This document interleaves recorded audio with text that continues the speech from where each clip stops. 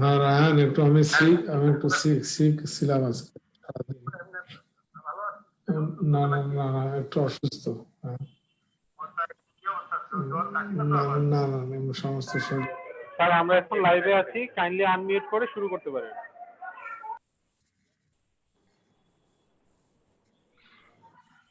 হ্যাঁ নাজির ভাই, আসসালামু আলাইকুম। আসসালামু আলাইকুম। একটু হালকা আপনার সাথে কথা বলে নেই, নাইলে মনটা ভালো লাগবে না। কতদিন দেখি না আপনারে। এই গান শুরু করে দেন, কতদিন দেখি না তোমায়। আচ্ছা গান ঠিক শুরু আছে, করে আমরা আসলে শুরু করি। বিসমিল্লাহির রহমানির রহিম। টুডেজ সবাইকে ধন্যবাদ দিয়ে আমরা আজকের অনুষ্ঠান শুরু করছি। আজকের ইভিনিংয়ে আমাদের প্রোগ্রাম থাকবে pericardial diseases, and today's session will be conducted by special our guest Professor Khandakar কি জানি নাম আপনার, ভুলেই গেছি। আব্দুল কাদের আকন স্যার আর মোহাম্মদ স্যার। স্যার আব্দুল কাদের আকন স্যার, ভুলে গেলাম নামটা, and Professor Amal Kumar Chaudhary, Basak যায় নাই আর কি। Okay, thank you very much. I like to present Dr. Smita Kanungo. She will present the pericardial effusion, its etiology, clinical features, and diagnosis. Dr. Smita Kanungo. Thank you, sir.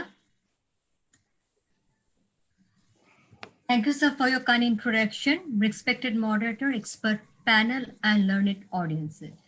Once again, a very good evening. I'm Smita Kanungo. Welcome you all to the presentation on pericarditis. First, let's have a very brief recapitulation on pericardium. Pericardium is composed of two layers: a visceral pericardium, which consists of mesothelial cells and collagen elastin fibers closely adherent to the epicardial surface of the heart, also known as epicardium. Another one is the parietal pericardium, which is a fibrous layer and surrounds most of the heart. The space in between the two layers is known as the pericardial sac or space, which consists of about 15 to 50 ml of a pericardial fluid. Pericardium perform a variety of functions. Among them, some are mechanical, which include it limits short-term cardiac distension, maintains pressure-volume relationship of the cardiac chambers, also lubricates and minimizes friction. Pericardium also has a mechanical barrier to infection and acts as a vehicle for drug delivery and gene therapy. Considering the distinctive signs and symptoms of different clinical presentation of pericardial disease, the European Society of Cardiology guidelines introduce a syndrome named pericardial syndrome. The classical pericardial syndromes include pericarditis, pericardial effusion, cardiac tamponade, and constrictive pericarditis. By name of pericarditis, it is obvious that inflammation of pericardium is known as pericarditis. There are different forms of pericarditis. First, acute pericarditis, which means an inflammatory pericardial syndrome with or without pericardial effusion. Then incessant pericarditis means pericarditis lasting for more than 4 to 6 weeks, but less than 3 months without remission. And if this pericarditis lasting for more than 3 months, it is known as chronic pericarditis. And another form is recurrent pericarditis. That means the recurrence of the pericarditis after a documented first episode of acute pericarditis and a symptom-free interval of 4 to 6 weeks or longer. That means after 4 to 6 of remission, there will be reappearance of pericarditis features. Pericarditis is responsible for 0.1% of all hospital admission, and acute pericarditis is responsible for 0.2%. Men were more affected in comparing to women. And there are a variety of etiological factors that are responsible for pericarditis, and these factors are divided in two groups: the infectious causes and the non-infectious causes. Among the infectious causes, viral and bacterial are the most common causes, and tubercular pericarditis, one of the most common causes in developing country like ours. Among the non-infectious causes, idiopathic, autoimmune, secondary neoplastic, especially the secondary tumors are the most common causes. And some drugs are also responsible for developing pericarditis. Now, to diagnose acute pericarditis, there are some clinical criteria such as pericarditic chest pain, pericardial rub, widespread ECG changes, and pericardial effusion. Among these criteria, two are mandatory to confirm the diagnosis of acute pericarditis. Regarding the clinical feature, a prodrome of fever, malaise, and myalgia may precede the complaints of chest pain or pericarditis. But typically, acute pericarditis produces a sharp retrosternal pain, and that radiates to the trapezius ridge. And sometimes this pain may mimic with the cardiac pain. But to its specificity, pericardial pain is aggravated by lying down on inspiration and relieving. Patient may also complain of dyspnea, cough, and dysphagia. And on physical examination, pericardial friction rub is the hallmark of acute pericarditis. This rub is basically a scratchy or grating high-pitched sound, which is best heard with the diaphragm of the stethoscope firmly placed in between the left lower sternal border and cardiac apex, with patient leaning forward and more on inspiration. 2015 ESC guidelines recommended the investigations of ECG, X-ray, echo, and some inflammatory markers and myocardial injury as first-line investigation to diagnose the acute pericarditis. Among them, the ECG. In acute pericarditis, there will be widespread ST segment elevation and peer depression. Peer depression, basically the earliest sign of ECG. All leads will show peer depression except in lead AVR, which will show peer segment elevation, which is also known as knuckle sign. Here you can see widespread ECG elevation with peer segment elevation in A lead AVR, other with peer segment depression. And there are 4 ECG changes which constitute the ECG changes in pericarditis in stage 1. There will be peer segment depression, which is the earliest sign, and ST segment elevation. And this elevation will be in concave shape. In stage 2, both the peer segment and ST segment will be in isoelectric line, and there will be flattening of the T wave. Stage 3, there will be T wave inversion, and this ECG change may persist for indefinitely, especially in patients with chronic pericarditis. Stage 4, the ECG will be normalized. And this is the 4 stages of ECG changes at a glance. Now, to differentiate in between acute pericarditis, STEMI, and repolarization, there are some differentiating points in ECG through which it can be differentiated. To memorize, some of them are the ST segment elevation. Already mentioned, in acute pericarditis, it will be widespread and concave shape, which is absent in STEMI. And the peer depression is obvious and must be present in pericarditis, which will be absent in both STEMI and early repolarization. Whereas reciprocal ST changes is common in STEMI, and it's absent in both the acute pericarditis and early repolarization. Also, STEMI may have Q waves and a long QT prolongation. And there will be some markers of inflammation increase like ESR, high sensitivity C-reactive protein, and WBC. CRP usually normalizes within 1 week in almost all cases by 4 weeks. And when pericarditis is associated with myocardial involvement, cardiac isoenzymes will also be increased. The chest X-ray usually appear normal, but it may give some clue regarding the presence of pleuropulmonary diseases like TB, mast lesion, or consolidation. And if it is associated with large pericardial effusion, then the X-ray may give a water bottle configuration. Like the X-ray, echocardiography may appear normal, sometimes associated with pericardial effusion or wall motion abnormalities. And these are the second line investigation like computed tomography and cardiac magnetic resonance, which are basically needed to find out the etiology, sometimes may be necessary for the confirmation of diagnosis. This is an algorithm for the triage and initial management of pericarditis. A patient suspected with pericarditis will undergo for screening of presence of any of the risk factors, major or minor. If the patient have any of the risk factors, they will group as high risk cases. And if not, they will group as non-high risk cases and will be treated with NSAID. If the patient respond with the NSAID, they will be grouped at low risk cases.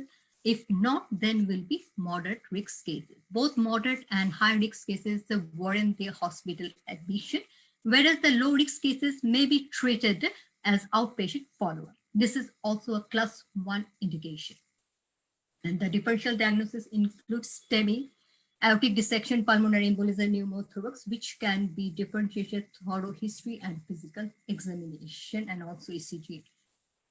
Regarding the management, restriction of physical activity beyond a sedentary life is recommended for the patients who are not involved in competitive sports.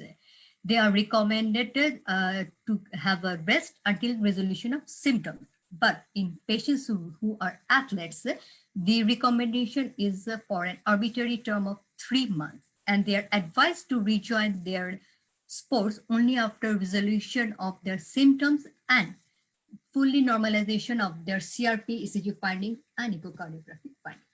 This is an anti-inflammatory therapy which are used for treating acute pericarditis. Aspirin, ibuprofen, and colchicine. Colchicine is usually advised for 3 months. Steroid is indicated only as a second-line therapy. There are some special situations where steroid is indicated, like contraindication to or failure of an NSAID or colchicine, underlying conditions whose primary treatment is corticosteroid, concomitant disease, and pregnancy. And whenever steroid is used, it should be started with low doses to minimize the complications. Cardiac tamponade and constrictive pericarditis are the complications which are going to be discussed later. The overall prognosis is related to the etiology. It has been presumed that viral or idiopathic pericarditis have a good long-term prognosis. Recurrence are reported in about 15 to 30% of patients, and there are some factors which are associated for recurrence, which is termed as recurrent pericarditis. And these are inappropriate therapy of the first episode of pericarditis, low anti-inflammatory dose, short course, and non-prescription of colchicine, also using of a high-dose corticosteroid. Treatment are as of like acute pericarditis, but here colchicine is recommended for at least 6 months. Steroid may replace or can be added as triple therapy. For resistant cases, azathioprine, intravenous immunoglobulin, and interleukin antagonists can be used, but still data are lacking for the use. This is the summary in short of dose and duration and tapering. Now, sometimes pericarditis may be associated with myocardial involvement. There are two terms when myocardium is involved. One is myopericarditis, another one is perimyocarditis. Myopericarditis means that pericarditis is predominant with concomitant myocardial involvement. And here LV function is normal. But perimyocarditis means predominant myocarditis with pericardial involvement. Here, a focal or diffuse LV function reduction is observed. In both cases, viral is the most common cause. The other include connective tissue disease, inflammatory bowel disease, radiation, and drug-induced. The guideline for management, the guideline also recommended hospitalization is recommended for diagnosis, monitoring. Cardiac magnetic resonance is recommended for the confirmation. Rest and avoidance of physical activity are recommended at least for 6 months in both athletes and non-athletes group. And in case of pericarditis, if they are suspected with myocardial involvement, coronary angiography is considered during the clinical presentation and risk factor assessment. Now, some specific form of pericarditis. Pericarditis with the renal disease, which usually has 3 main presentation forms. uremic pericarditis, dialysis pericarditis, and constrictive pericarditis, which is basically rare. Unlike the typical features of pericarditis, here chest pain and ECG are not very much frequently observed. Intensifying dialysis is the treatment option. Sometimes pericardiocentesis may be needed for large pericardial effusion. Post-cardiac injury syndrome, which include post-MI pericarditis, both early and late, post-pericarditis syndrome, and post-traumatic pericarditis. To diagnose post-cardiac injury syndrome, has some diagnostic criteria like fever without an alternative cause, pleuritic chest pain, pericardial or pleural rub, and effusion, either pericardial or pleural, and raised CRP. Treatment is indicated with the empirical anti-inflammatory therapy. Now, late post-MI pericarditis is also known as a Dressler syndrome, which is more common in large MI and usually occur from 1 week to few months. The patient usually present with the features of pericarditis along with the leukocytosis, raised ESR, and ECG changes, and echocardiograph is the most sensitive imaging study. Aspirin and colchicine are the drugs of choice, but in the era of primary PCI, both early and late complications are now decreasing in number. Now here's the last one. Pericarditis in pregnancy is usually due to viral or idiopathic. For the treatment options, NSAID may be prescribed during the first trimester and early second trimester, but after 20-week gestational, all NSAIDs are contraindicated as it may cause some constriction of the arterial ductus arteriosus and also impair the renal function of the neonate. And colchicine also contraindicated, and low-dose corticosteroid can be used. So with this slide, I would like to conclude to my presentation and say thank you to all of you. And thank you for all for the patience hearing. Thank you very much, Dr. Smita Kanangu, for your brilliant and informative presentation. Our next presenter is Dr. Abu Tarek Iqbal. Please, Dr. Abu Tarek Iqbal.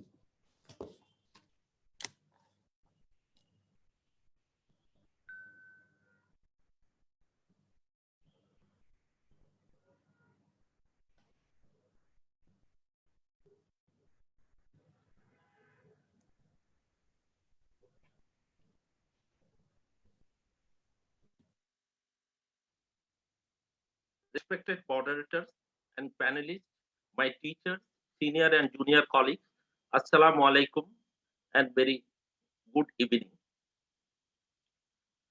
Our topic is the pericardial effusion.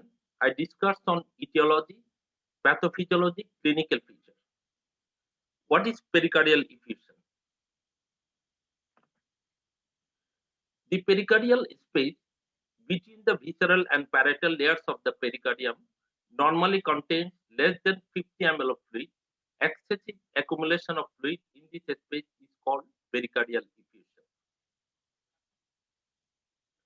Classification of pericardial effusion. Classification according to onset. If less than pericardial effusion occurs in less than 3 months, this is acute. If more than 3 months, this is chronic. Size. If in the echo-free space less than 10 millimeter, this is mild. Echo-free space between the 10 to 20 millimeter, this is moderate. And echo-free space more than 20 millimeter, this is large. In case of mild pericardial effusion, accumulation of fluid is 50 to 100 ml, moderate 100 to 50 ml, and large more than 50 ml. According to localization, if fluid is accumulates surrounding the heart, this is circumferential. This accumulates along the one side of the wall, this is loculated. According to composition, this is divided into transudate and exudate. Transudate example are hemopericardium, pyopericardium. Classification on hemodynamic impact: 3 types: non, effusive, and tamponade.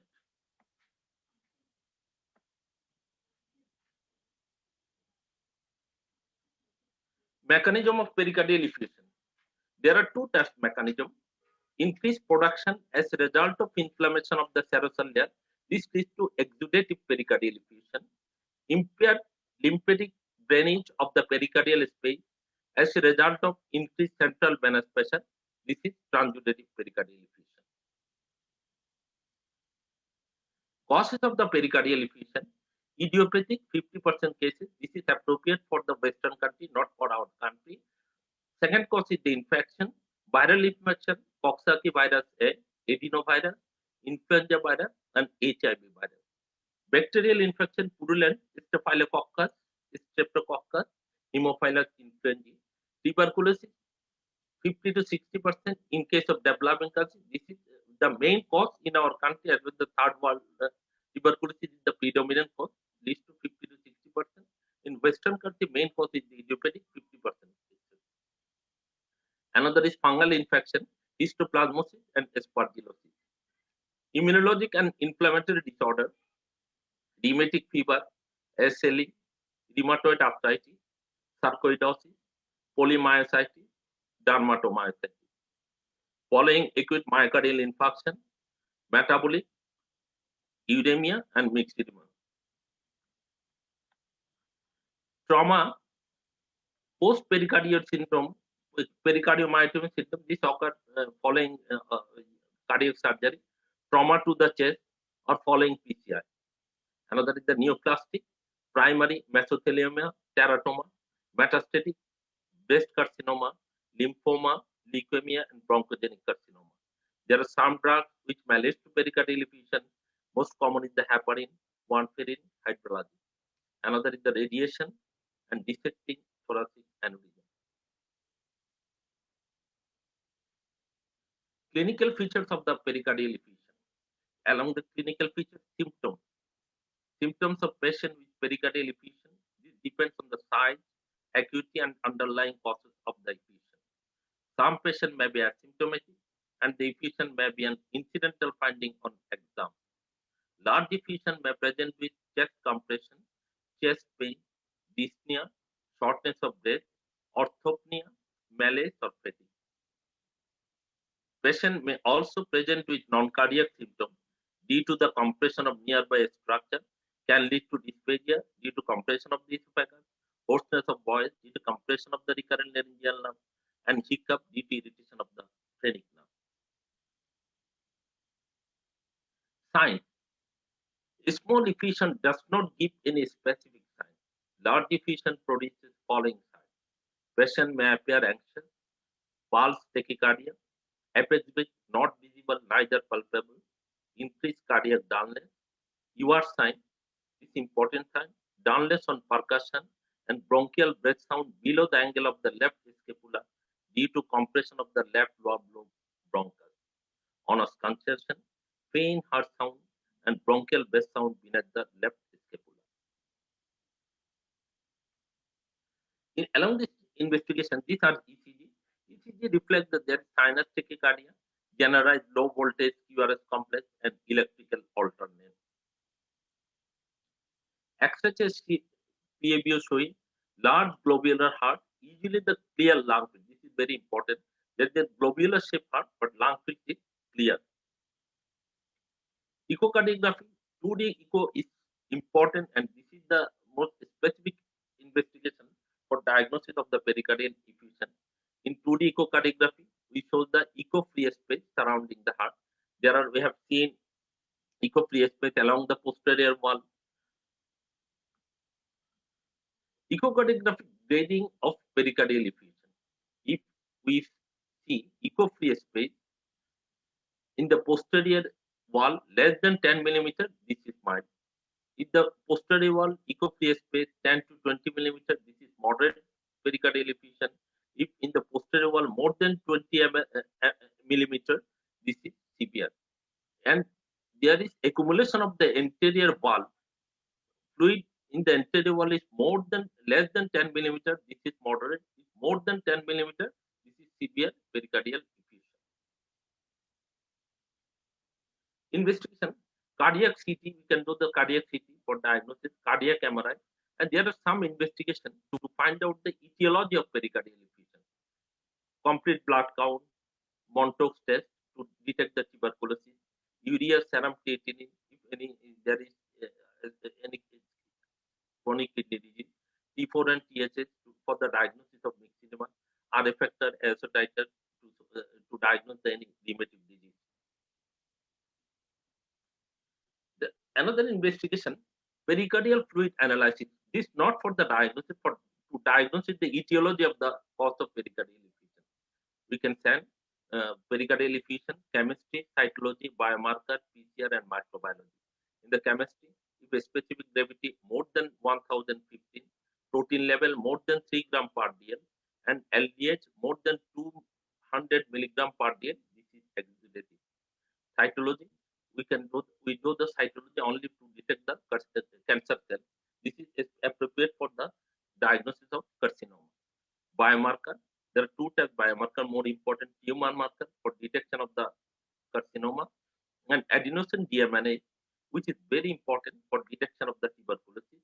If we get if the adenosine deaminase 40 units per liter, this goes in favor of tuberculosis. Polymerase chain reaction for specific infectious agent, specific for tuberculosis. By PCR, we can diagnose the tuberculosis. Microbiology, by microbiology, we diagnose both FBS and microbacterium culture for detection of the tuberculosis, and aerobic and anaerobic culture to detect the other pyogenic organisms. Cardiac tamponade.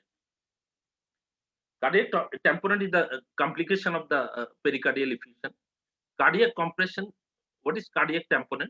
Cardiac compression due to increased intrapericardial pressure secondary to pericardial effusion, resulting in restriction of ventricular diastolic filling and reduction of the stroke volume. Cause of the pericardial tamponade, same like pericardial effusion, idiopathic, infection, immunological, acute myocardial infarction, metabolic uremia, mixed edema, following trauma. I have discussed already in the chapter of pericardial effusion. Some neoplastic cause, there is some drug, radiation, and dissecting thoracic aneurysm. What is the pathophysiology of the pericardial tamponade? This is very important. In cardiac tamponade, there is accumulation of the fluid into the pericardial space. So pericardial fluid under pressure, this leads to impaired diastolic filling of ventricle. If there is impaired diastolic filling of the ventricle, this leads to elevated venous pressure and impaired stroke volume. If there is elevated venous pressure, leads to systemic venous congestion and pulmonary venous congestion. Systemic venous congestion leads to jugular venous distension, hepatomegaly, ascites, and peripheral edema. Pulmonary venous congestion leads to pulmonary vein. If there is impaired stroke volume, this leads to decreased cardiac output, leads to hypotension, and leads to reflex tachycardia.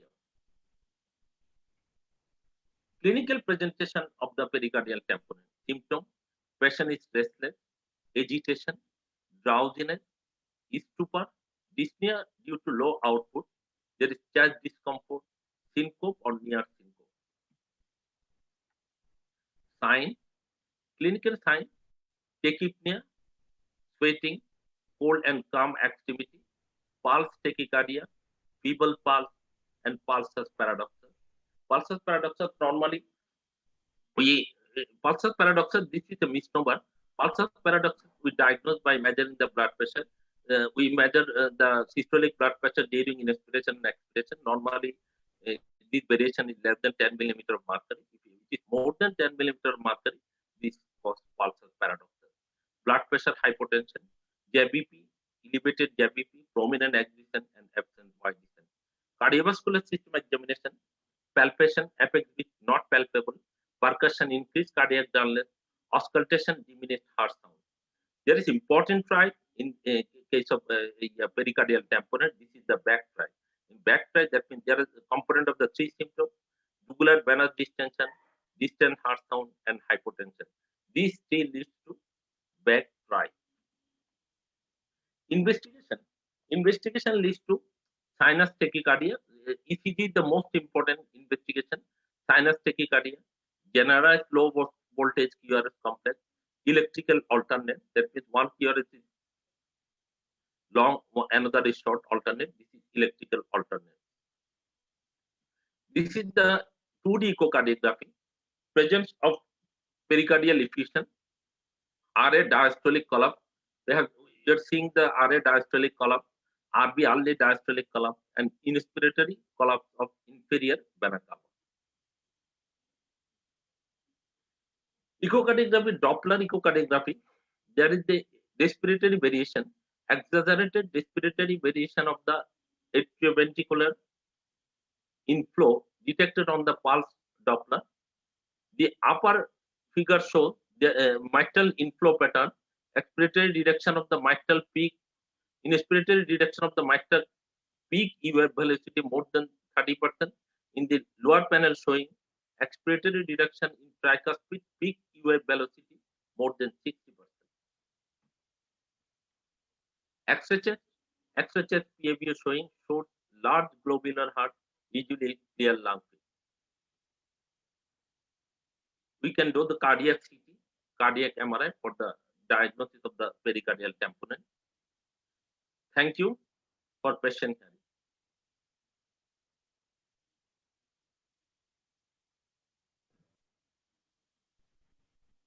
Thank you, Dr. Abu Tariq Iqbal. Next presenter is Dr. Tawfiq Shahriar Haq, Associate Professor. Please, Dr. Tawfiq Shahriar Haq.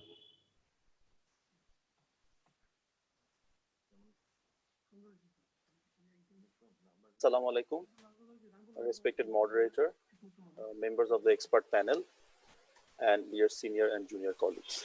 So I will be talking on management of pericardial effusion. By now we know pericardial effusion may be classified according to its onset, distribution, hemodynamic impact, composition, and size based on a simple semi-quantitative echocardiographic assessment. So pericardial effusion is a common finding in our everyday practice for cardiologists. Cause is obviously related to an underlying general or cardiac disease or to a syndrome of inflammatory or infectious pericarditis. In these cases, the main issue are etiology, the clinical course, and possibility of evolution to hemodynamic embarrassment. Different investigators have published their series of investigations on incidence of pericardial effusion, and they have mainly concentrated on etiology, incidence of pericardial tamponade, and they have used different quantification to quantify small, medium, or large. And in some series, they have given 5 millimeter to be large. And the commonest etiology they have shown is neoplastic, uremic, or idiopathic. And incidence of tamponade in different series varied from 25 to 40%. So when we have a patient with pericardial effusion, the first step is to assess its size, its hemodynamic importance, possible associated disease. Pericardial effusion is often associated with different known medical conditions. When there is mild pericardial effusion, that is, the effusion is less than 10 millimeter on echocardiogram, this may be an incidental finding. In these patients, neither invasive studies nor treatments are required. A follow-up echocardiogram is probably warranted to see if the echocardiography findings are unchanged. Further investigation or treatment of these patients is not necessary if the echo findings are stable. In mild pericardial effusion, the therapy is targeted towards the etiology. In about 60% of cases, effusion is associated with known disease, and the essential treatment is that of the underlying disease like hypothyroidism. When pericardial effusion is associated with pericarditis, management should follow that of pericarditis. When it becomes symptomatic without evidence of inflammation, or when empiric anti-inflammatory drugs are not successful, drainage of the effusion should be considered. If it is a large pericardial effusion without actual or threatened tamponade, in those cases, the absence in those cases can be managed a bit leisurely. The effusions are by definition chronic, otherwise tamponade would be present. They are in general stable and specific causes usually are not evident. But the issue is in 30% of these cases, they may develop tamponade. And after close pericardial centesis, the effusions rarely reaccumulate. Before pericardiocentesis, in these cases, a course of NSAID or colchicine should be considered because this will shrink some of the effusions. A course of corticosteroid may have the same effect, but its use is controversial. One issue with patients in large pericardial effusion in patients receiving anticoagulants. Unexplained effusion in these patients should be thoroughly evaluated to exclude hemorrhage. Anticoagulants should be discontinued temporarily if possible to reduce the risk of developing tamponade. In patients on chronic oral anticoagulation, heparin should be used because its effect can be reversed rapidly. The management of anticoagulation in patients with acute pericarditis and effusion requires careful analysis of the competing risks and benefits. In some cases of acute pericarditis, they generally respond to NSAID, and in low-risk patients, while using NSAID, the anticoagulant can be withheld. But when effusions with or actual threatened tamponade, these patients should be considered to be a true potential medical emergency. Hospital admission and hemodynamic and echocardiographic monitoring is mandatory. Most patients require pericardiocentesis. Treatment should be individualized, and pericardiocentesis is contraindicated in tamponade due to aortic dissection. The quantity of fluid necessary to produce this critical state may be as small as 200 ml when the fluid develops rapidly, or more than 2000 ml even in slowly developing effusions. These fluid can be blood, clot, exudative or transudative fluid, or even pus. One thing we should emphasize that presence of tamponade is not an all and none law. It has a wide spectrum. On one end of the spectrum are asymptomatic tamponade, which can only be diagnosed through hemodynamic assessment. And on the other hand, there will be cases who present with breathlessness, orthopnea, raised JVP, leg swelling, and even shock. And in between are cases which can be diagnosed through echocardiography as chamber collapse or mitral or tricuspid intravelocity differences in inspiration and expiration. In mild or low pressure tamponade, when the etiology is idiopathic, vital, or responsive to specific therapy, it does not require pericardiocentesis. In contrast, hyperacute tamponade necessitates immediate pericardiocentesis at initial triage measure. However, the majority of patients fall between these two extremities and will need to undergo drainage. Once tamponade is diagnosed, intravenous hydration should be instituted. Administration of 500 ml of normal saline during 10 minutes modestly increases arterial pressure and cardiac output in about 50% of patients with tamponade. Positive inotropes can also be employed, but we must remember hydration and positive inotropes are temporizing measures. They will not substitute pericardial drainage. And one very important thing, these patients present with orthopnea or dyspnea, administration of diuretic is strongly contraindicated and could be fatal. Here is a scoring system that ESC has given us to decide whether the patient needs, how emergency is pericardiocentesis. So we scored the patient in 3 groups. Score on etiology, there is score on clinical presentation, and score on base of imaging. You can see the scores on etiology. When there is malignancy or tuberculosis, patient gets 2 points each. For clinical presentation, when there is orthopnea in the absence of lung rails on the lungs, it gives you 3 points.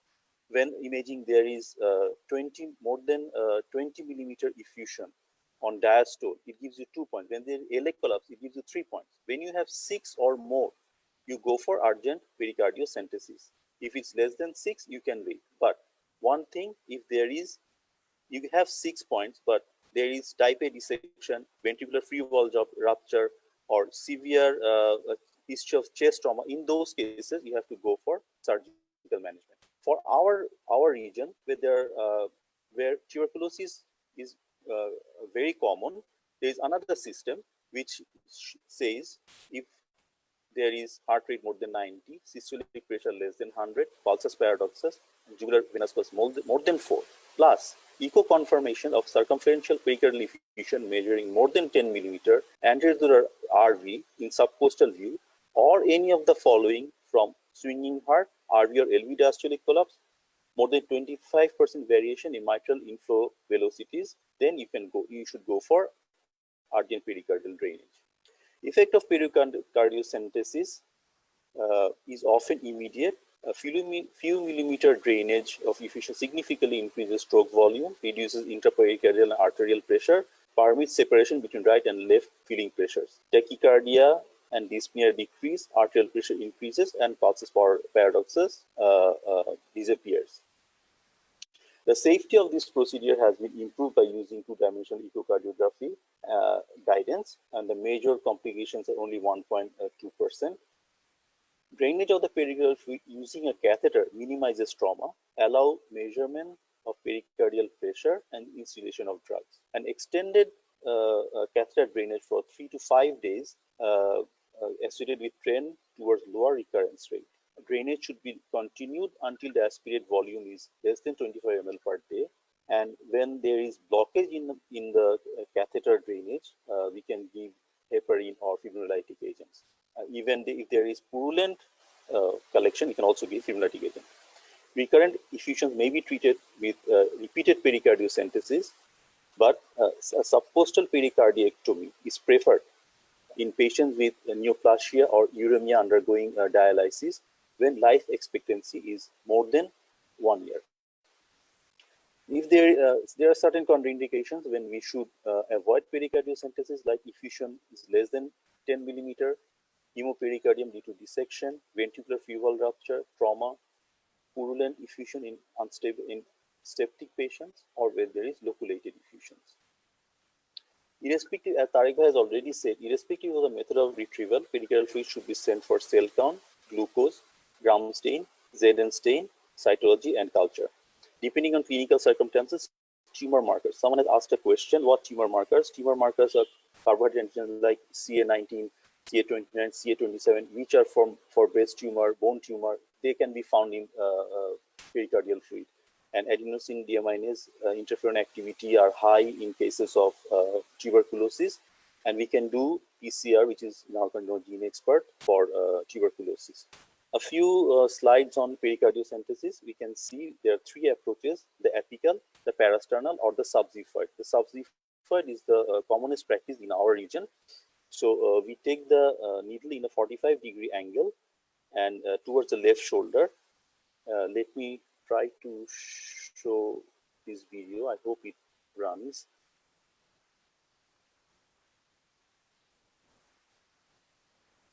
So here we go. This is a pericardial needle towards the left shoulder, and we do it in a 45-degree angle, and we take that small area between the xiphoid process and the left costal margin. We advance the needle, we cross the diaphragm, the liver, and this potential space, and reach the pericardium. Keep a negative suction, and once you have entered, and you are able to aspirate some fluid, you disconnect the needle and put in a guide wire into the pericardium. There is the guide wire, and move the needle, put in a pigtail catheter, and you can suture the pigtail catheter and gradually take out the effusion, and once it is relieved, you can follow your guidelines to take out the catheter later.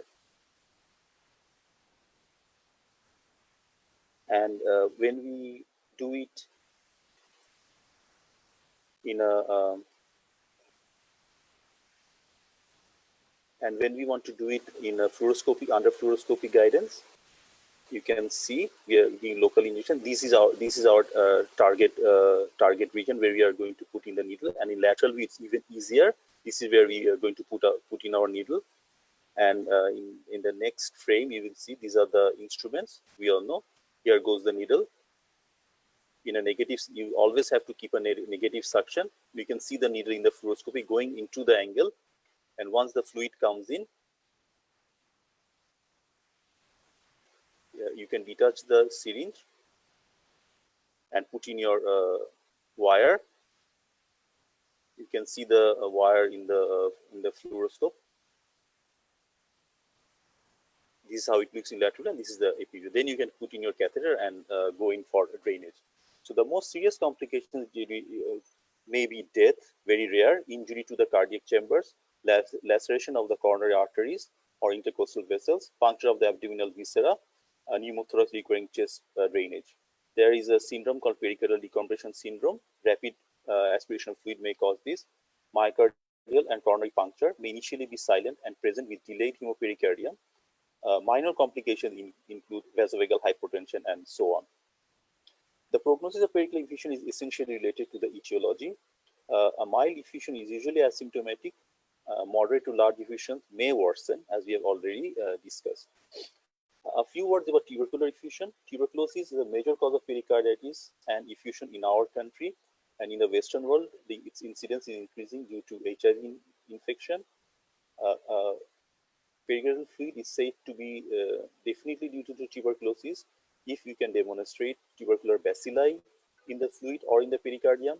It is probable when there is lymphocytic pericardial exudate, PCR showing DNA, or good response to antitubercular therapy. And it is presumptive if the patient has history of exposure or if he is montostasis positive. These patients should receive a conventional 4-drug regime for 6 months. 9-month regime has not shown to be of any extra benefit. Steroid, oral corticosteroid 2 mg per kg for 6 weeks and then gradual tapering gives some benefit. Failure to improve or worsening over 1 to 2 months, pericardial thickening or evidence of constriction require urgent pericardiotomy. And finally, a few words about myocardial infarction related pericardial effusion. It is associated with anterior MI, large infarct, when the patient is in failure. When pericardial effusion in MI is associated with tamponade, we usually take it for cardiac rupture, hemorrhagic pericarditis, or aortic dissection involving right coronary artery. And recent studies have shown after primary PCI, 4% of the patients may develop pericardial effusion on the 4th day of MI. So we have more interesting lectures coming up. I would like to end my lecture here. Thank you for your kind patience.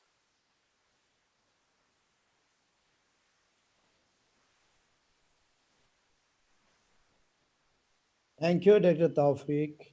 It's a very good presentation. A lot of information is there. A lot of procedures are there. Next presenter is Professor Badrujaman. Professor Badrujaman will deliver the very important subject, that is the constrictive pericarditis. Dr. Badrujaman, please.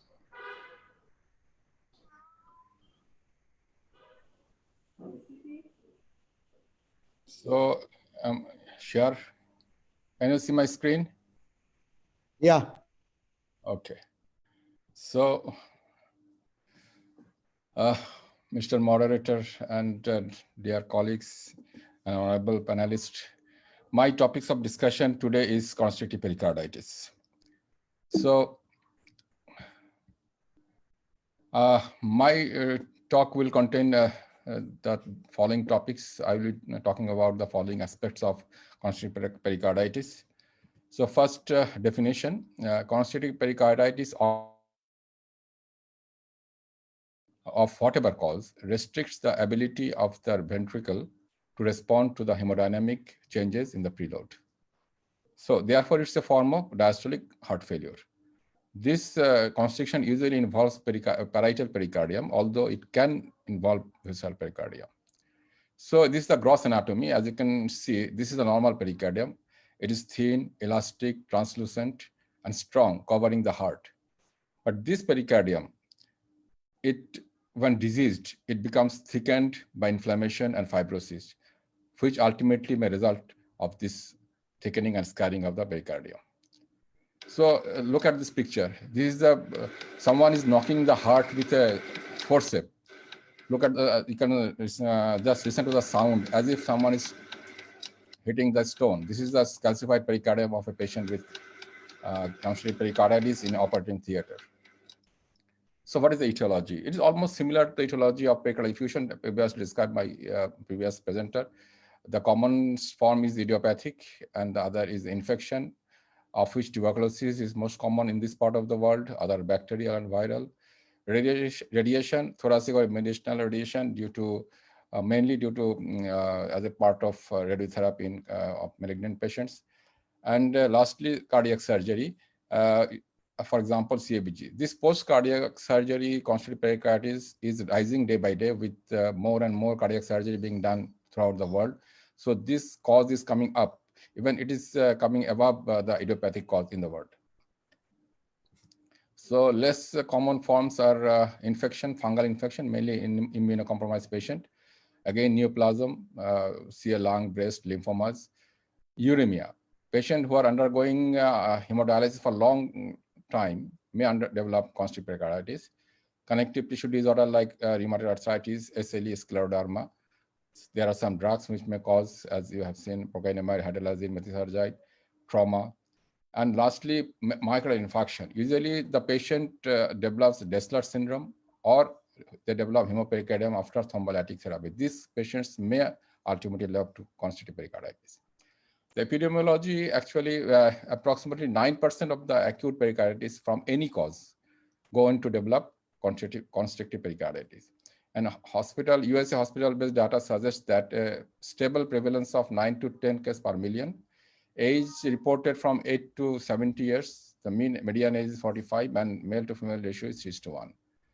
What is the risk of progression to constrictive pericarditis? It is least with viral and idiopathic pattern, highest with bacterial pericarditis, especially with purulent pericarditis. Now, what is the pathogenesis? How and why? Actually, we don't know why some of the patient with pericarditis develops constrictive pericarditis, others don't. But there is a proposal which is not yet proved, is that the mesothelial cell damage from pericardial insult, they cause reduction in the tissue type plasminogen activator, which results in reduced fibrinolytic activity, and that results in fibrinous infusion, inflammation, and adhesion formation, and that results in constrictive pericarditis. This whole cycle may take several days, months, or years before presentation. So what is the pathophysiology? First of all, there is injury to the pericardium, which causes acute, subacute, or chronic inflammation and results in pericardial thickening, scarring, and calcification. And this results in significantly impaired diastolic filling and venous return. As a result, there is systemic venous congestion, and this systemic venous congestion results in edema, raised JVP, ascites, hepatic congestion, insufficiency, and cachexia. On the other hand, this significantly impaired diastolic filling also reduces the cardiac output, and this results in dyspnea and fatigue. So hemodynamics. This is the most complicated and most important part of this talk, and I will be taking more time on this topic. It's quite boring, but I think you will bear with me. First of all, what is the main true effect of constrictive pericarditis? Number one, dissociation of intrathoracic and intraventricular pressure. That is, the intrathoracic pressure is not transmitted to the ventricles. And number two, there is ventricular interdependence. That is, left ventricular and right ventricular is dependent on each other. This two factor actually governs all other hemodynamic features. So let's see what happens during inspiration. During inspiration, the negative intrathoracic pressure is mainly transmitted to pulmonary vein and SBC, not to the chambers or IVC. So what happens? The gradient from pulmonary vein to LA is negative, so no blood flows from LA to LV, so the septum pushes towards LV. On the other hand, IVC, because during inspiration, intra-abdominal pressure increases, so all the blood rushes from through the IVC to the RA to RV. RV dilates and pushes the septum to the LV, and RA pressure rises, and this in turn gives rise to Kussmaul sign, what we know as Kussmaul sign. So what happens during expiration is almost opposite. Here also during expiration, the positive intrathoracic pressure is transmitted again to pulmonary vein and SBC, not to the chambers or IVC. So now there is gradient from pulmonary vein to LA. So blood flows from pulmonary vein to LA to LV. So the septum pushes towards the RV. There is no blood flow through IBC and very little blood flow from SBC. So RA, RV pressure decreases and LV pressure rises, and the septum pushes towards the RV. So in short, what happens here is called ventricular interdependence. Both RA and RV are constricted within a stiff shell of pericardium. So change of volume of one chamber reflects on the other. And so the septal bounce occur with respiration. Actually, this is the exaggeration of otherwise normal ventricular interdependence. As you can see here, during inspiration, the septum is pushed towards LV, and during expiration, the septum is pushed towards RV. This is called ventricular interdependence. And what is ventricular discordance? As you can see here, the pressure tracing. During expiration, there is a gradient between LV pressure and pulmonary capillary waist pressure. So this gradient allows flow from pulmonary vein to LV during expiration. But during inspiration, this gradient almost becomes nil. So there is no flow during inspiration. In contrast, in restricted cardiomyopathy, both in expiration and inspiration, these gradients are maintained. So blood always flows through the pulmonary vein to LA to LV. So this is one important thing. And another important thing of discordance, you can see during inspiration, LV pressure decreases, but RV pressure rises. During expiration, RV pressure decreases and LV pressure rises. This is called ventricular discordance. This discordance has a sensitivity of 100% and a specificity of 95% for the diagnosis of constrictive pericarditis. So this feature is very important hemodynamically for diagnosis of difficult cases of constrictive pericarditis. Now, what are the waveforms in constrictive pericarditis? Number one is there is a prominent Y descent, which resembles to the which corresponds to the rapid filling of the ventricle, and there is a X descent, which is less to a lesser extent, and there is significantly raised RA pressure. And what happens in all the chambers? There is elevation and equalization of diastolic pressure of all the heart chamber, both LA, RA, LV, RV. All the chambers are having same diastolic pressure within the range of 5 millimeter of mercury, and this is also a hallmark of constrictive pericarditis. Another important, which comes to exam as I heard, is called deep and plateau pattern or square root sign. As you can see in normal pattern, there is a rapid flow, then a slow flow, and diastasis, and then end diastolic pressure. These are normal pattern. But in constrictive pericarditis, there is abnormally rapid early diastolic filling, then abbreviated late diastolic filling, which halts abruptly here due to the limitation imposed by the constricted pericardium. So this is called dip and plateau or square root sign, constrictive pericarditis. And another important thing is the elevated RV systolic pressure. RV systolic pressure is always elevated, but not more than 50. And more importantly, RV end diastolic pressure is more than 1/3 of RV systolic pressure. These are sounds quite complicated, but well, I will summarize later on. So what are the respiratory variation of RA pressure? We know during inspiration, the RA pressure should usually decreases, but here the central venous pressure or RA pressure fail to decline, or it may even sometimes increase during inspiration, giving rise to the Kussmaul sign. And less than 3 millimeter decrease in RA pressure during inspiration has a 90% sensitivity for diagnosing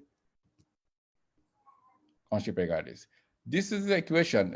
Just remember the equation is very simple. Just you see, it's the equation, they call it systolic area index. It's a ratio between RV area divided by LV area in inspiration, RV area divided by LV area in expiration. This ratio is very important. You can see if the ratio is more than 1.4, it has a sensitivity of 97% and predicted accuracy of 100% for identifying constrictive pericarditis. So in contrast, these are all the list of hemodynamic parameters which are done in patients with constrictive pericarditis, of which only these two are very important, which I have seen. One is RV-LV interdependence, and one is the last one, the systolic area index, which has a very high sensitivity and specificity. So after all these complex hemodynamic features, let's come to the very simple one. That's a clinical feature.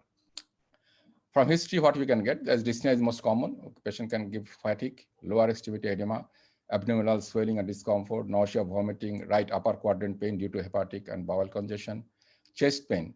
It may be occur due to active inflammation, and interestingly, maybe due to compression on the coronaries. Other symptoms are fatigability, fever, palpitation, diaphoresis, PND. Physical examination in early stage is very subtle, but in more advanced stage, patient is ill-looking, muscle-wasted, cachexia, jaundice. In a myoclinic experience,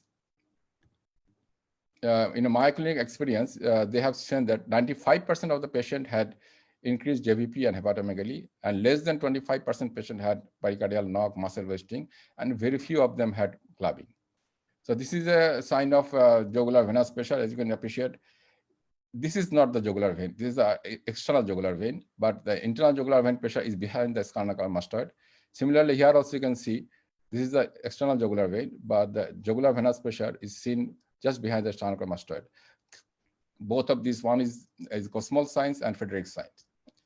Here is another patient with jugular venous pulsation in a patient with constrict pericarditis. This is the sternocleidomastoid, and just behind the sternocleidomastoid, you can see the jugular venous pressure.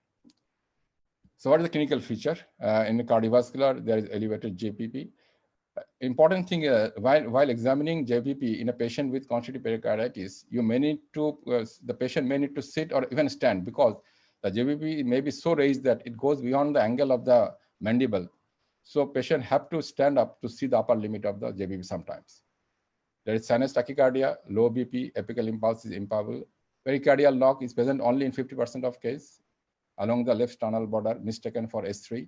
Cardiac murmur usually absent unless there is valvular disease. Pulsus paradoxa is variable and rarely exceeds 10 millimeter. And Kussmaul sign, it is common but non-specific because some other diseases also have the same sign. Other symptoms, hepatomegaly, 70% of cases. Chronic signs, features of chronic hepatic congestion like ascites, angioma, pulmonary edema, and dependent edema. So this is the pericardial knock. You can listen to this. I think it is audible. So you can see just after the S2, this is the asterisk. Here comes the pericardial knock. Okay. So differential diagnosis. Before going to differential diagnosis, we should remember any patient who presents with unexplained dyspnea, GI symptoms, ascites, or edema, the clinician must always keep constrictive pericarditis in the differential diagnosis. The most difficult differential diagnosis is restricted cardiomyopathy, with so many features in common with constrictive pericarditis. Others are systolic or diastolic constrictive heart failure for a number of causes, like pressure overload, myocardial, valvular, atherosclerotic disease, cardiac tamponade, again a very difficult differential diagnosis, right-sided valvular abnormalities like TSTR, right-sided atrial tumor like myxoma, superior vena cava syndrome, nephrotic syndrome, even primary liver disease. So workup, how to approach? Actually, no laboratory data is diagnostic of constrictive pericarditis. All the biochemical abnormalities that are present are due to chronically elevated RA pressure and passive congestion of the liver, kidney, and GI tract. So this is the biochemistry. CBC may show dilutional anemia. Kidney may show dysfunction by raised creatinine, urea. Liver raised transaminases and bilirubin. Monto test and other serological tests should be done to rule out tuberculosis. There may be hyperalbuminemia due to protein-losing enteropathy. Electrolytes may show dilutional hyponatremia. Arterial gas may show metabolic acidosis. Pericardial fluid, if present, should be sent for cytology and biochemistry. ANA and rheumatoid factor for any collagen vascular disorder. And BNP are usually normal or mildly elevated. But importantly, it is markedly elevated in restricted cardiomyopathy. This is one point to distinguish between constrictive pericarditis and restrictive pericarditis. ECG, there is no diagnostic ECG change. Non-specific ST segment changes may be there. Low voltage ECG if effusion is present, and atrial fibrillation are quite common. This is actually a ECG of acute pericarditis. Chest radiograph actually is unremarkable. Only 20 to 30% of cases there severe calcification are present. So both PA and lateral views should be taken. You can see here the calcification around the, but it's only present in 20 to 30% of cases. Cardiac shield is usually normal if there is no effusion.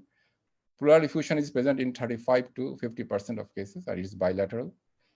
And surprisingly, 28% of patients may have normal pericardial thickness. So echocardiography, again, is as complex as hemodynamics. So I will leave here to the expert of our echo, Professor Tuin Haq. She will be teaching us about the echocardiographic feature of constrictive pericarditis. After she finishes, I will continue to rest my talk. So Professor Tuin Haq, please enlighten us with your lecture. Okay. বুদ্ধি ভাই আপনার screen হ্যাঁ ঠিক আছে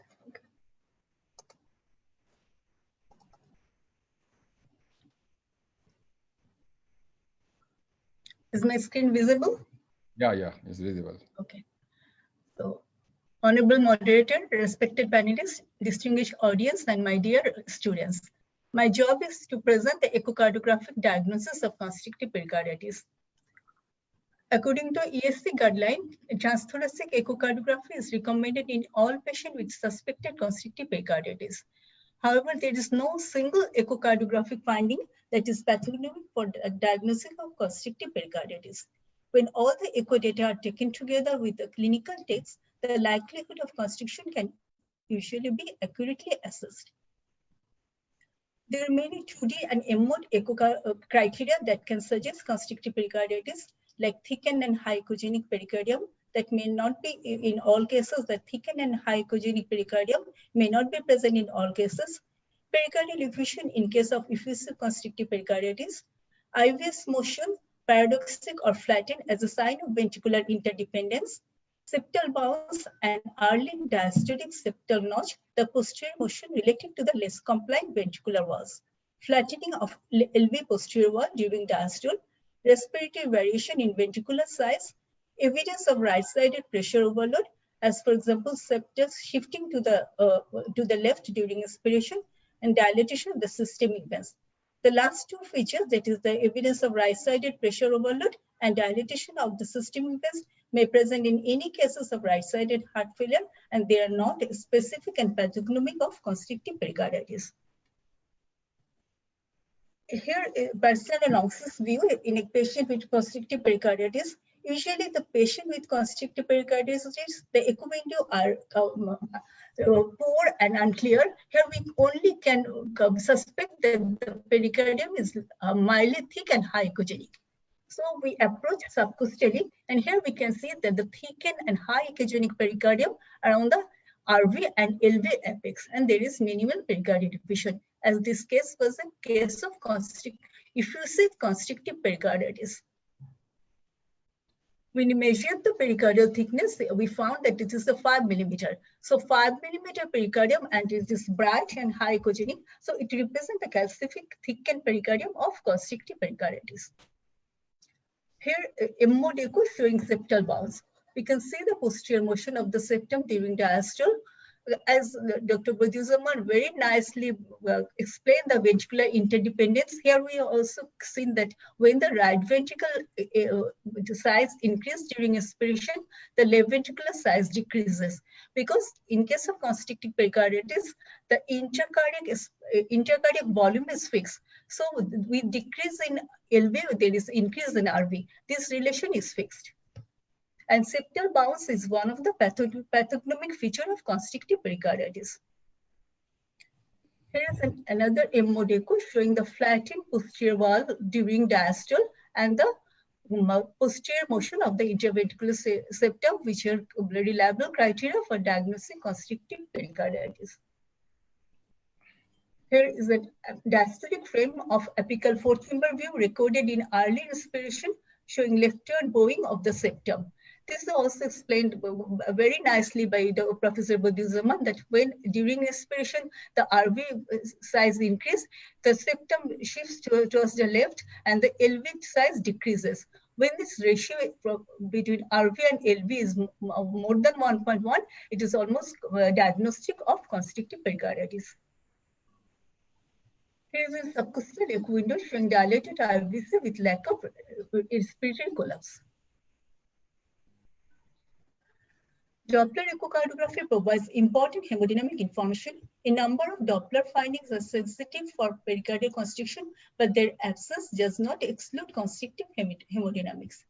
The classic Doppler findings: an exaggerated EA ratio of mitral inflow with short DT and exaggerated respiratory variation in mitral EVA velocity. When the marginal EF velocity with inspiration expiration varies more than 25%, it is considered as abnormal. Tricuspid inflow velocity show an opposite pattern to the transmittal velocities. Across tricuspid velocities increase with inspiration and decrease with expiration, whereas across mitral valve, velocities decreases with inspiration and increase with expiration. This is also explained by Professor Buddhism very nicely. So my job is relatively easier after his presentation. And pulse width Doppler of hepatic vein, there is an increase in diastolic flow reversal with expiration. This is very much important and one of the most specific marker of echo marker for diagnosing constrictive pericarditis. Here we can see the exaggerated respiratory variation of mitral inflow and tricuspid inflow. In the upper panel, the mitral inflow, so with expiration, it indicates expiration, there is increase in E wave velocity, and inspiration, there is decrease in the E wave velocity. In the opposite way, that is just opposite to the mitral inflow, the tricuspid inflow, we can see that during inspiration, the E wave velocity increases, and during expiration, the E wave velocity decreases. So, and this variation is more, in case of mitral valve, when this respiratory variation is more than 25%, it is considered as abnormal and a feature of constrictive pericarditis. Here, another case showing that the mitral inflow, tricuspid inflow, and hepatic venous flow. There is less respiratory variation in case of mitral inflow, but exaggerated respiratory variation in case of tricuspid inflow. We can see that there is inspiratory increase in E velocity and decrease in during expiration. So there is exaggerated respiratory variation of tricuspid inflow. And there is phasic respiratory variation of hepatic venous flow, that forward flow confined only during inspiration, and during expiration there is reversal. This is very much important and pathognomic of constrictive pericarditis, even in case of arrhythmia, when in case of when there is postoperative cases that like mitral valve replacement, this feature can be considered as a pathognomic sign of constrictive pericarditis. So tissue Doppler imaging. Tissue Doppler imaging derived annular velocities has provided new diagnostic criteria for constrictive pericarditis. In a heart without constrictive pericarditis, the lateral mitral valve or tricuspid valve annular velocity exceeds that of the medial annulus. With constrictive pericarditis, the thickened constrictive pericardium limits the motion of the lateral annulus, but has no effect on medial annular velocity. Thus, there is both preservation of medial annular velocity and a compensatory augmentation of apex to base shortening of septum relative to the lateral wall. So the medial annular velocity exceeds the lateral annular velocity. In normal situation, lateral to medial annular E prime ratio exceeds 1.2. Reversal of this ratio is termed annulus reversus. In simple words, when the medial annular velocity exceeds the lateral annular velocity, this is known as the annulus reversus, and it is a reliable sign of constrictive pericarditis and considered as echo diagnostic criteria of constrictive pericarditis. Here is an example of annulus reversus. We can see that when the pulse wave Doppler, the cursor is placed in the septum, that is the medial annulus, the E prime velocity is 0.14 meter per second. But when it's placed on the lateral annulus, we can see that it is reduced. The E prime is 0.11 meter per second. So this is an example of annulus reversus, and it is a reliable criteria for diagnostic constrictive pericarditis. There is a confusion regarding differentiation of constrictive pericarditis from restrictive cardiomyopathy, and always the questions regarding echocardiography in the exam asked what is the difference between constrictive pericarditis from restrictive cardiomyopathy. So I want to highlight the important difference that in case of constriction, atrial size is usually normal, but in case of restrictive cardiomyopathy, it is a biatrial dilatation. Pericardial appearance is thick and bright in case of constriction, but normal in restriction. Septal motion and position, there is abnormality in constriction, but normal in case of restrictive cardiomyopathy. Mitral inflow are similar in both the cases, that is restrictive pattern. Lateral annular E velocity is normal in case of constriction, but reduced in case of restrictive cardiomyopathy. The ratio The medial annular velocity is more than lateral annular velocity in case of constriction, but medial annular velocity is less than lateral annular velocity in case of restrictive cardiomyopathy. Pulmonary hypertension is frequent in case of restrictive cardiomyopathy. It's rare in case of constrictive pericarditis. LV size function may be normal in both cases. Tricuspid and mitral regurgitation are more frequent in case of restrictive cardiomyopathy and constrictive pericarditis. There is respiratory variation of IVRT, that is isovolumic relaxation time in case of constriction, but stable in case of restrictive cardiomyopathy. Respiratory variation of mitral valve E wave velocity is exaggerated in case of constriction and normal in case of restriction. And if we do the color M mode mitral valve propagation velocity, it is increased in case of constriction, but reduced in case of restrictive cardiomyopathy. So these are the echo features which are difference in between the two pathology, which are really confused sometimes. So here is conventional Doppler and tissue Doppler imaging in patient of restrictive cardiomyopathy on the left and the constrictive pericarditis on the right. So in case of restrictive cardiomyopathy, that there is a restrictive pattern, tall E wave with short DT, but there is no remarkable respiratory variation. But in case of constrictive pericarditis, the similar pattern but exaggerated respiratory variation. We can see that the mitral inflow increase during expiration and decrease during inspiration. And restrictive cardiomyopathy myocardial disease, so tissue velocity uniformly reduced both in lateral and medial annulus. But in case of constrictive pericarditis, the lateral annular velocity decreased compared to medial annulus, but there is not as much as restrictive cardiomyopathy. Advanced imaging modality, strain imaging can help in differentiating restrictive cardiomyopathy from constrictive pericarditis. As the pericardium constrict the lateral free walls, so the global longitudinal strain is reduced in case of constrictive pericarditis, but the septum is unaffected. So in case of constrictive pericarditis, the septal strain is preserved, but the global longitudinal strain is reduced. On the other hand, in case of restrictive cardiomyopathy, there is uniform reduction of strain as global longitudinal strain as well as septal strain. Apical rotation is affected in case of constrictive pericarditis, but remain unaffected during restrictive cardiomyopathy.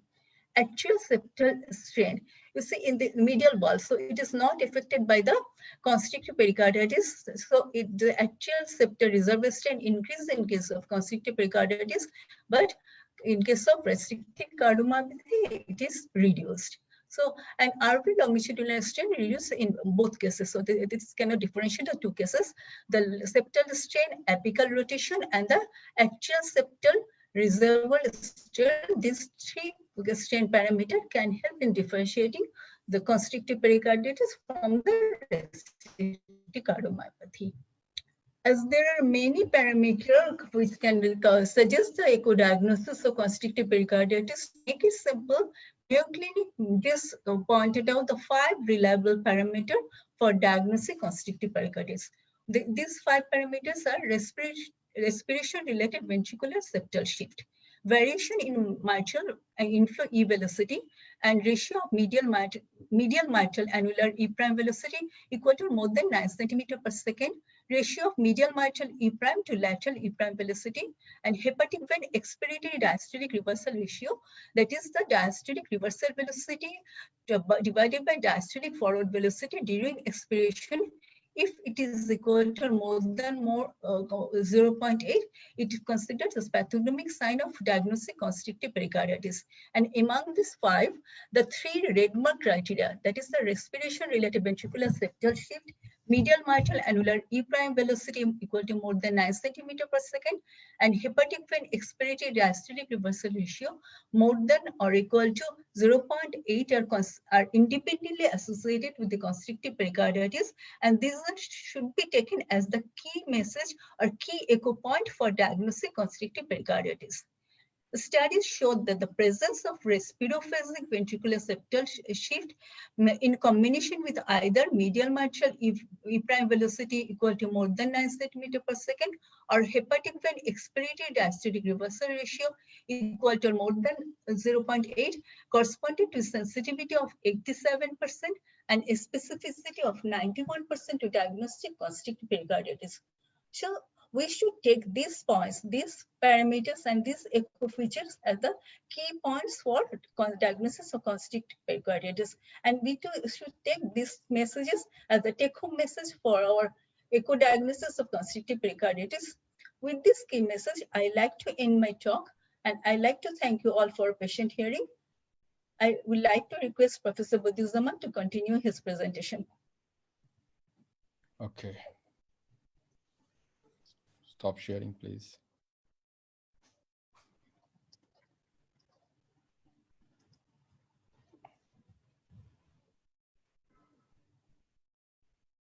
So am I visible? So thank you. Yeah. Right? It's okay. Okay, thank you, Professor Tuhinak, who made my job so easy. As everybody can understand, that was not my job to describe. Thank you, Professor Tuhinak. So after echocardiography, next is CT scan. Actually, high resolution CT scan can measure pericardial thickness and degree of calcification. A thickness of more than 4 millimeter, it differentiates constrictive disease from restrictive cardiomyopathy. There are some supportive evidence like dilated vena cava, hepatic vein, dilated right atrium, ascites, hepatosplenomegaly. We can also do some preoperative planning by CT scans such as degree and distribution of calcification, anatomic relationship, and degree of adhesion, and coronary calcium score for the probable coronary artery disease. MRI.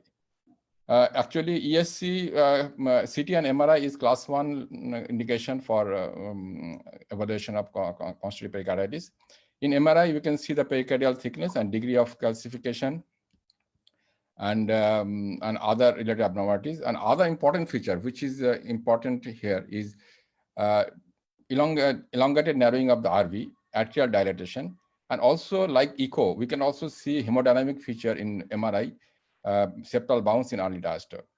Most importantly, MRI with gadolinium enhancement, which it helps to identify the reversible component still present in the constriction. If we see any reversible component that is persistent inflammation, then it may respond to anti-inflammatory agents. So this portion is very important in diagnosing in constrictive pericarditis. So what about the invasive hemodynamics? When should we go for invasive hemodynamics? When all other imaging studies are non-diagnostic, and when there is some contribution from multiple associated pathologies like myocardial dysfunction, valvular disease, and pulmonary hypertension. Otherwise, echo is sufficient usually to diagnose constrictive pericarditis. So these are the summary of right-sided heart, right heart carcerization. There will be elevated right and left ventricular diastolic pressure equalized to 5 millimeter mercury. RV systolic pressure will be less than 50. Mean RA pressure will be more than 15.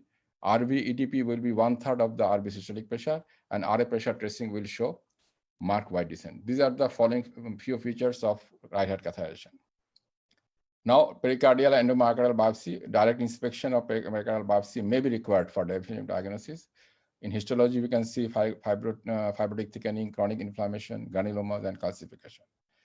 But important is that despite all the best attempt in diagnosing constrictive pericarditis, confirming the diagnosis may be possible until at the time of surgical evaluation. That is, sometimes surgery is done to explore the possibility of, because all other modalities fails to diagnose until patient has gone for surgery. So this is the summarize: constrictive pericarditis, history, physical examination, lab test, advanced imaging, and hemodynamics. In history, we can get history of cardiac procedures like surgery, radiation, history of constrictive disease, history of infection like TB. In physical examination, JBP shows Y descent, X descent, and Kussmaul sign. Lab, ECG, X-ray, usually non-specific. Advanced imaging, echocardiography, MRI, and CT shows anatomy like thickness, calcification, and effusion, and physiology like ventricular interdependence and pericardial inflammation. And hemodynamics again says the what we already intrathoracic, intracardiac dissociation and ventricular discordance. So these are the summary. So now come to the management, the most important part. Actually, medical management, there is no specific treatment. It may remain ineffective, but anti-inflammatory drug like NSAID, COX-2 inhibitors, colchicine, steroids may be beneficial if prominent inflammatory components are present. Diuretics is mainly loop diuretics is a mainstay to relieve the congestion and optimize the volume status. Therapy towards the causative disease like tuberculosis, treat the complication like atrial arrhythmia, and beta blockers and non-dihydropyridine calcium channel blockers should be avoided because the tachycardia present during is actually helpful for to maintain the cardiac output. So surgical management, pericardiectomy. Complete pericardiectomy is a definitive therapy and is a potential cure. Earlier is better, before myocardium is involved or heart failure ensues. There's two standard approach, anterolateral thoracotomy and medial sternotomy. Complications are extensive bleeding, arrhythmia, ventricular wall rupture. Surgical mortality is between 5 to 15% and perioperative mortality is 6.1%. So this is the step by step, though we are not surgeons, but we should see, we should know what surgeons do actually. So what they do actually, they do a sternotomy. They expose the pericardium, this is the anterior pericardium. They remove part of the anterior pericardium. Then they remove the whole pericardium. They call it phrenic to phrenic. Phrenic to phrenic removes the whole anterior pericardium. They pull the cardiac heart base up and removes the pericardium from the diaphragm and posterior part. And here you can see the complete pericardiectomy done, leaving the phrenic nerve intact on the both sides. So what is the independent predictors of outcome? It is the etiology, age, LV dysfunction. It is actually Cleveland clinic experience of 163 patient. They have found this etiology, age, and LV systolic dysfunction, pulmonary artery pressure, creatinine, and serum sodium are the independent predictors of outcome. So what is the difference between constriction and tamponade? Both has low cardiac output status. Both jugular venous dilated, but here there is no Kussmaul sign, but in constriction there is Kussmaul sign. In both sides there is equalized diastolic pressure, but in tamponade, Y descent is blunted, but in constriction Y descent is rapid Y descent.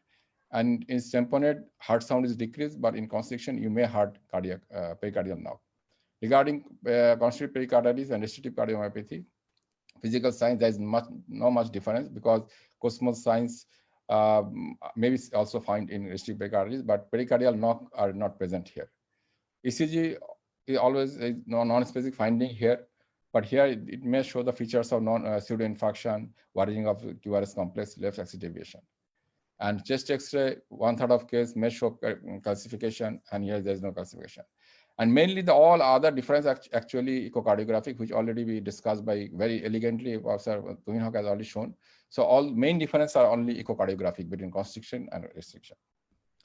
So there are some other types of pericarditis I will go through very fast. There is one called effusive constrictive pericarditis. Actually, this patient comes with a pericardial tamponade. Once their tamponade is removed, they show features of constrictive pericarditis. It may be secondary to decreased pericardial compliance in the setting of acute inflammation.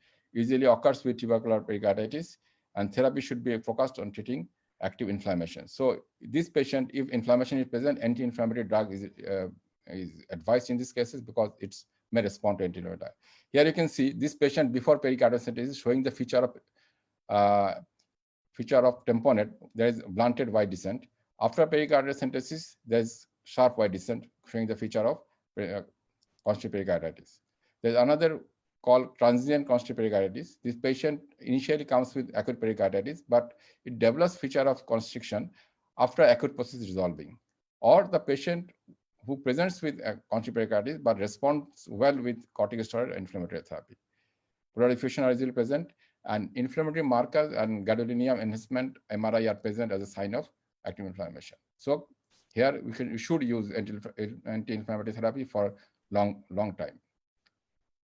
As you can see, this is a patient with transient constrictive pericarditis. Here, before the anti-inflammatory therapy, the MRI shows the constriction of the thickened pericardium with gadolinium enhancement, shows the evidence of inflammation. So after 3 or 6 months in anti-inflammatory drug, the inflammation and thickness has gone.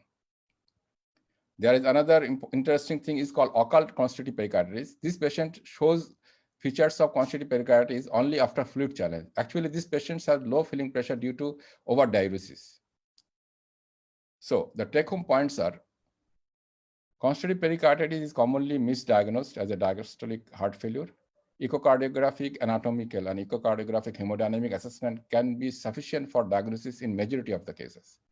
MRI can show hemodynamic events like septal bounce, pericardial inflammation, and pericardial myocardial adherence.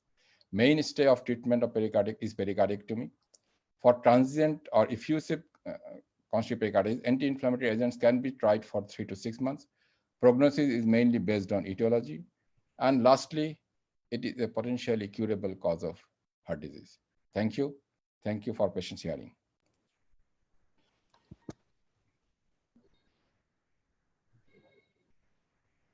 Thank you very much. I like to thank both of you, Dr. Badiujaman and Dr. Tohina. What a wonderful presentation about the delicate subject of constrictive pericarditis. Because constrictive pericarditis always is a complicated one. Diagnosis is very tough and treatment is always very tough. And that's why I again congratulate you, Dr. Badiujaman and Dr. Tohina. I also congratulated the other lecturers in this session. And now we are talking about the discussion, question and answers. Some questions are here to all panelists. Is colchicine is mandatory in every pericarditis? I think this answer has been already answered by Smita online. Yeah. Yes, colchicine actually is indicated for all patients. The SC guidelines has recommended colchicine as a class 1 indication. So it is recommended. Next questions was treatment of COVID-induced pericarditis. Well, that is very interesting. No, it has not been written in any book, but some journal shows the treatment are as of like the anti-inflammatory. Patients with COVID actually may present in either ways. Like there are a few case reports. Either patients having pericarditis develop COVID, or patient first develop COVID, then followed by as a part of complication develop pericarditis or effusion. In both the cases, the anti-inflammatory they studied the anti-inflammatory drugs well, and also another drug, an interleukin antagonist, which is also work well like the other anti-inflammatory drugs. And this is all about from my if anyone an expert. So the case reports as has been published, they have shown like all effusion, they have been followed up with anti-inflammatory drugs. One, there is tamponade, it was drained, and once drained, they did not find any evidence of any RNA of COVID virus in the pericardial fluid. It was said to be myopericarditis of COVID-induced infection. Yeah, I don't think there is any separate medication for COVID-induced pericarditis. All the same, treat COVID and it will be cured automatically. Exactly. Next question to all. What tumor markers can you do in pericarditis? Is it? It is also answered. I think Dr. Tawfiq Shariar has already answered. I answered it, sir, already. Yeah. These are some carbohydrate antigens that are from breast or bone cancer that can be identified. Okay. Another question is role of diuretics in mild to moderate pericardial effusions and treatment of post-MI pericardial effusion. Tarek bolben na Dr. All panelists. Smita? What was the the topic, sir? Sir, following myocardial infarction, the pericardial effusion treatment, if there is a hemodynamic unstable, that means pulse, blood blood pressure reduced, patient is hemodynamically unstable, we should do the pericardial synthesis. But it's just the mind, if the patient is hemodynamically stable, we can treat with diuretic. Okay. Okay. And next, this is the last question I have seen here. What is the confirmatory investigation to diagnose the constrictive pericarditis? What is the question? What is the confirmatory investigation to diagnose the constrictive pericarditis? Though it is Already very brilliantly discussed by Tuhinok. There are three echocardiographic features, which is almost diagnostic of actually, because no lab investigation are diagnostic, no lab investigation, neither X-ray nor lab investigation. MRI and CT scan may help to diagnose, but the diagnostic feature is in the echo and invasive hemodynamics. So echo, I think Professor Tuhinok will say the three features of echo, which is diagnostic. She also mentioned. She can repeat if she wants to. Professor Tuhinok. Okay. The respiratory related septal shift, that is the posterior motion of the septal bounce, and the lateral annular velocity and medial annular velocity ratio, especially when the medial annular velocity is equal to more than 9 centimeter, and the hepatic venous flow, the expiratory reversal, the ratio between the expiratory reversal and the diastolic forward flow when it is equal to or more than 0.8. These three criteria are the most important for diagnosing constrictive pericarditis. Yeah, similarly, in hemodynamics also, that's interdependence and ventricular discordance, and shown in different ways, the almost diagnostic of constrictive pericarditis, because clinical features, lab investigations, are nothing are diagnostic. So I think we don't have any more questions. Yeah. So Dr. Now, Arun Musk is there. I think she, Arun Musk, please. Where are you? And we have Professor Kader Akhand also. So after Arun Musk, you must ask Professor Kader Akhand to make some comments. Yes, definitely. He will comment at the end of the session, most likely, and he will conclude the session. Arun Musk, please. Oh, this was a very nice presentation, short and very good presentation at least. I mean, if you talk about constrictive pericarditis and cardiac tamponade, no matter how you see, when you are doing echo, you are always confused. So this was a brilliant presentation, and this was very helpful. Thank you. And timing is also, I think, appropriate for us. Doing 8 p.m. in Bangladesh time, I think it's appropriate. So many of our residents have joined. So that's very timely, good timing. So thank you, Fazila ma'am and Heart Foundation for organizing this sort of beautiful lectures. Thank you to all the speakers. Aski, how are you? Oh, fine, Tariq.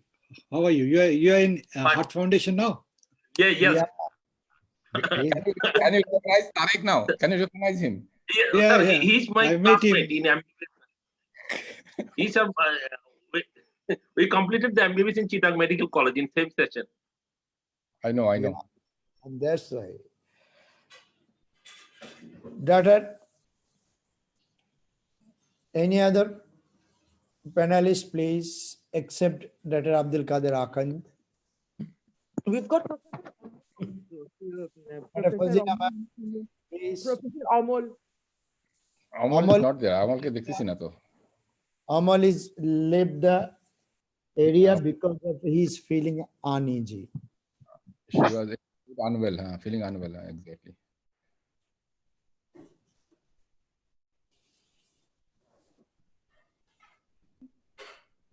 Dr. Abdul Kader Akhand, Professor Abdul Kader Akhand, please comment something.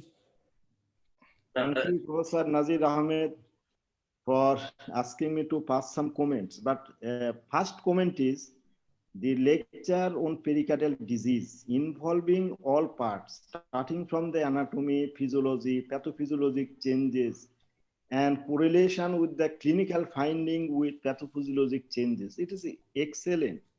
I must say it is excellent, and I learned a lot from this lecture.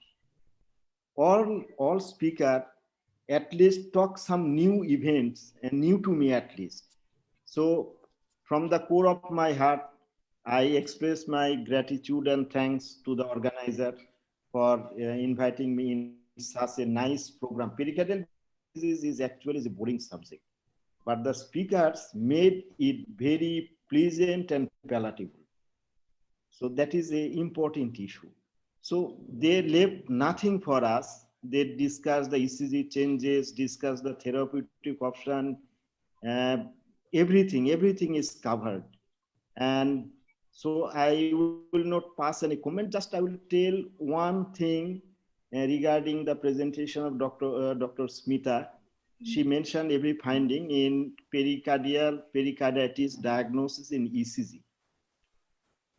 She mentioned everything, but I want to add one point that in ECG, she told that the PR segment elevation, deviation, etc. But in ECG, conventionally we say there is ST segment elevation in most of the lead except AVR, where there is ST depression. And the morphology of the ST segment elevation is basically the concavity upwards. It is very simple, common, and all of we know. Sometimes it makes difficult, especially when there is involvement of the inferior lead. And in that situation, we can differentiate because we know the vector of the pericardium is directed towards the lead 2. So if we get the ST elevation maximum in the lead 2, that is the important point by which we can differentiate the pericarditis from the ST elevated MI. That is the important point because the vector is not towards the 2. In inferior myocardial infarction, the vector is directed towards the lead 3. That helps to differentiate these 2 points, but there is limitation as well. When there is inferior infarction involving the circumflex artery, in that situation, this scenario might changes and might produce some confusion. So that is one important point. And actually, the points by which they differentiated the constrictive pericarditis and restrictive cardiomyopathy, it is really a challenge to differentiate the Professor Tuhinhock mentioned the important points by which she differentiated the pericarditis from the constrictive pericarditis, and in invasive procedures, square root sign. These are very important points. But in some situations, even by all these means, it may not be possible to differentiate these 2 points. And one practical experience I want to know from Professor Tuhinhock, this is not related to this subject, but today we are thinking in one patient, echocardiographic problem. We evaluated a patient of mitral stenosis. Mitral valve area is 0.8, significant gradient across mitral valve, and it is suitable for the mitral valvotomy, PTMC. It is suitable for PTMC. But one finding produced confusion that both right atrium and left atrium is dilated, leaving the normal size of the left ventricle and right ventricle. So today we are discussing in my department, is it a feature of constrictive pericarditis in association with mitral stenosis, or the mitral stenosis itself can produce these kind of changes? This is one issue. And can you guide me that should we go for the PTMC of this patient, or there is any suggestion? If there is actual fibrillation, left atrial dilatation is due to, can you hear me? Left atrial dilatation is due to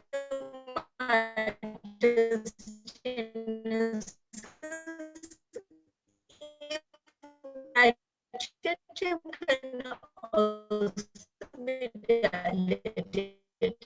Moderate tricuspid regurgitation, there much RA may be dilated, so there may be biaxial dilatation.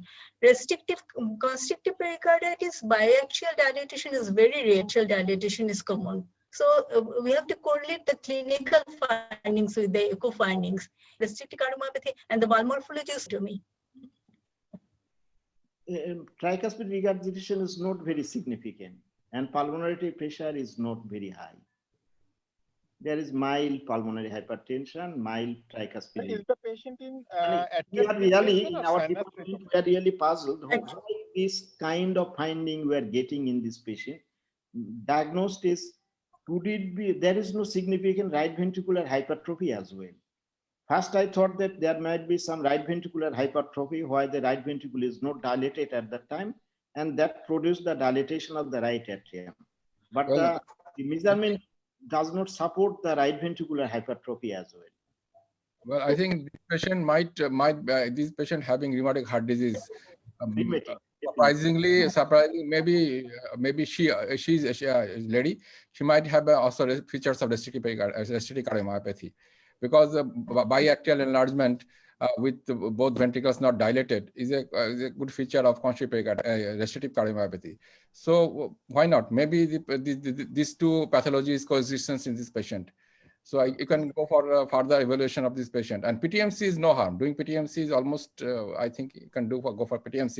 And then after PTMC, you can evaluate the patient.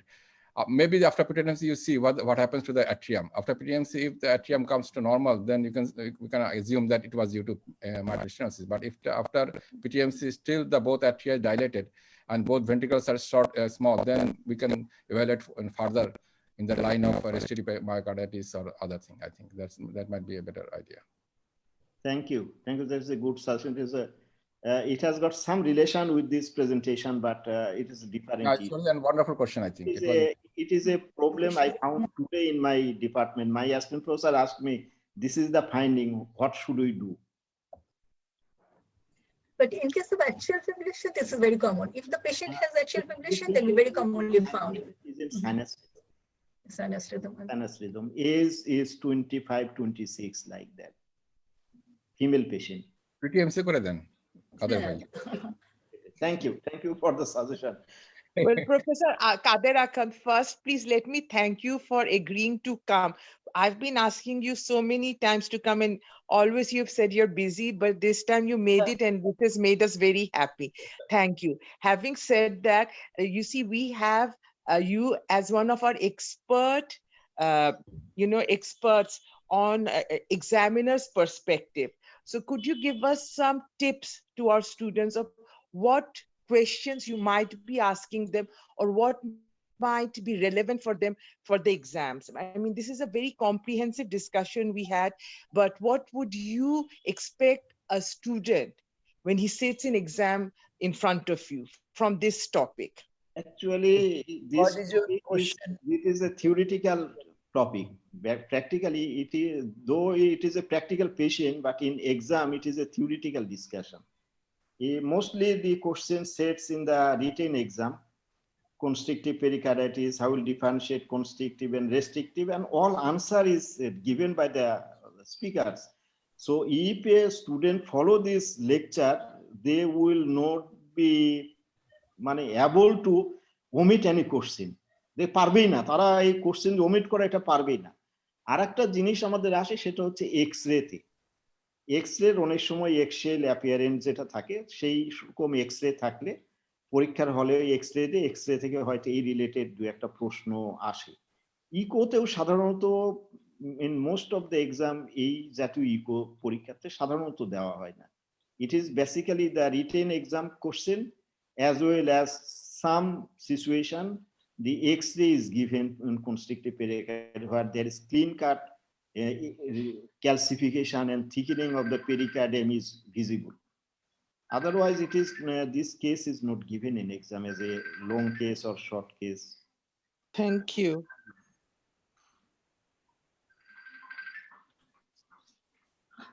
Dr. Ashok. Dr. Ashok. Sir, sir, I'm on the way, sir, actually in the car. Okay. Thank you very much. I'd like to thank all of you. And now I'd like to conclude the session, please. Thank you very much. Thank you everyone. Thank you. Thank you, sir.